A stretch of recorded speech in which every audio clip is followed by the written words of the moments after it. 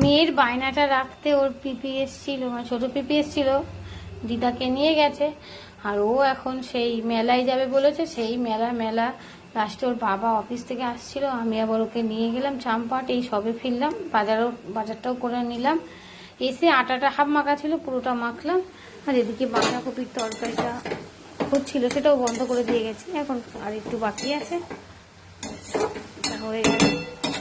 চলুন আমি এবার কী কী বাজার করেছি সেটা আপনাদের দেখাই।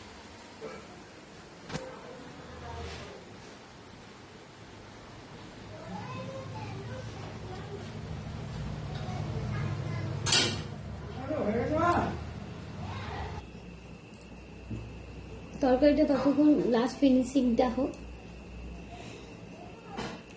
ডাঁটা তো মিশিয়ে রেখেছি। প্রথমে দেখায় ডাঁটা, এখন তো সবজিই খাওয়া হয় আর মাছের ঝোল, আর রিচ কিছুই খাওয়া হয় না, ওর বাবা খায় না, আমরাও খাই না। এই ডাঁটাটার দাম নিয়েছে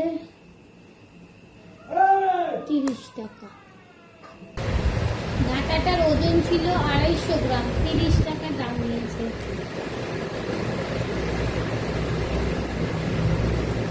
আর এই বরবটিগুলো 15 টাকা।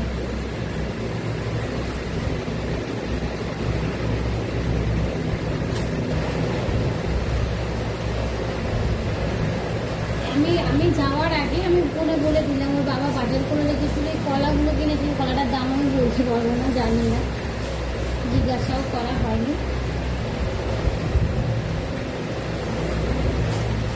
ওগুলোটা 500 গ্রাম 20 টাকা, মানে 40 টাকা করে কিলো। আর এটাও তাই 40 টাকা, এটা 400 গ্রামের দাম 20 টাকা। এবং সব রকম সবজির তরকারি, একটুখানি অল্প একটু সর্ষের তেল, পাঁচফোড়ন আর কাঁচা লঙ্কা দিয়ে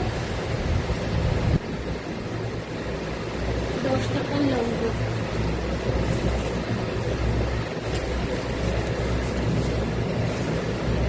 পটলটা কত?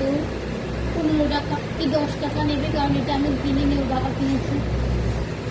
তো এই ছিল বাজার। আর শশা তো রেগুলার খাই, আর কলাটা ছিল, শশা রেগুলার খাই।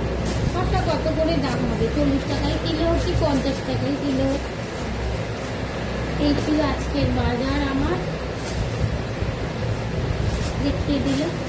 এবার আমি রুটিগুলো ভেজে নিয়ে ওর বাবাকে খেতে দেবো, মেয়েকে খাবো, আমি খাবো।